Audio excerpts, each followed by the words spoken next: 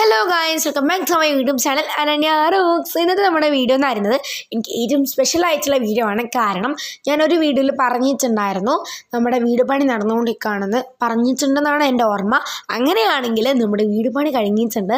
So ഇന്ന് പാലുകാച്ചലായിരുന്നു, ദീപാവലിയുടെ അന്നായിരുന്നു പാലുകാച്ചൽ ഉണ്ടായിരുന്നത് ഇന്ന്. അപ്പോൾ എനിക്ക് ഏറ്റവും സ്പെഷ്യൽ ആയിട്ടുള്ളൊരു മൊമെൻ്റ് ആയിരിക്കുള്ളത്. സോ ഞാൻ ആഗ്രഹിച്ചിരുന്നത് ആ ഒരു ലോങ് വീഡിയോ എടുക്കണമെന്നായിരുന്നു.